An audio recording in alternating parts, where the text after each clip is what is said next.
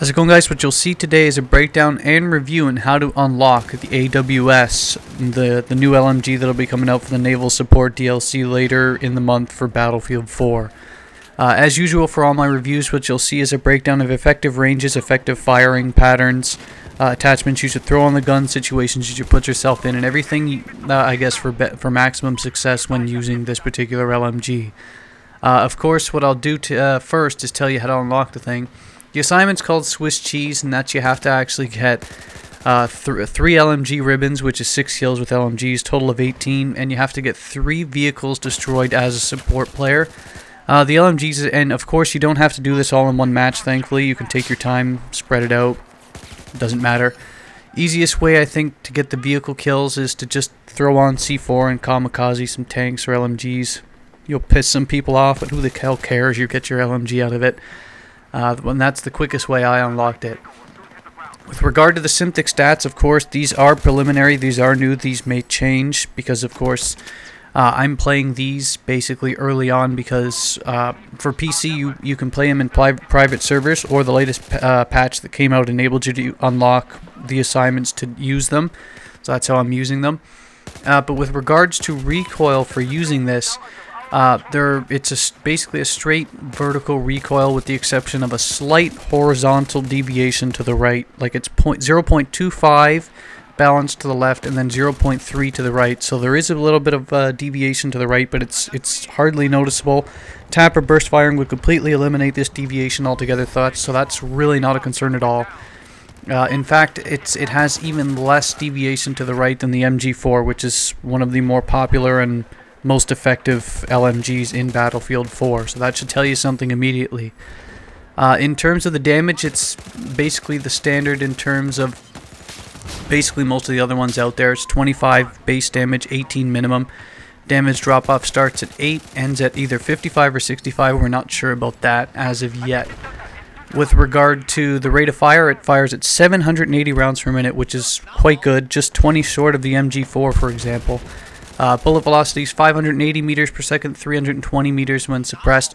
And the biggest and most important thing with regard to LMGs is the fact that they're so slow in terms of reloading in this game. It's ridiculous. And they're all basically the same, upwards of 6 seconds.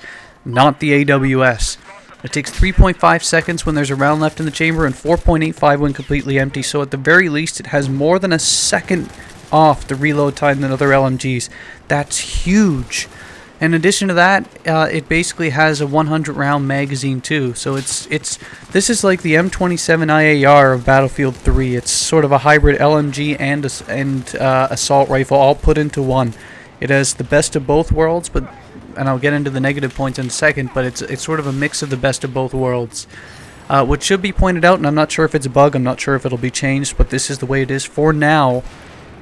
This particular LMG fires assault rifles instead of LMG rounds, so you're giving up less, you have less damage over range, and you'll have a reduced suppression count in terms of firing on enemies. So I'm not sure if that's a bug or it'll be fixed, but that is a fact as of now. It also has a mixture of magazine-fed and belt-fed LMG recoil and spread values, so the spread isn't as pronounced as a lot of the LMGs are, but it still has more than an assault rifle, for example.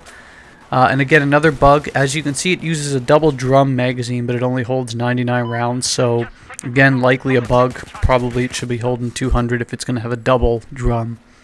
But that being said, after basing all of these stats and then breakdowns that I've said, this thing has, even if they don't change the actual output in terms of the bullets versus assault rifles and LMGs, I still think this thing can be an absolute monster. And I think personally, as long as it doesn't get nerfed or even touched at all, I think this might even replace the MG4 as my go-to support LMG. It's that good. It has little to no spread, quick reload times, and when you're tap or burst firing it, it's an absolute monster. Now, what I usually do is, of course, I'll use the reflex sight and the laser sight just for the hip fire situations. For this, you can, of course, put the compensator on if you want to completely eliminate that little bit of horizontal to the right deviation.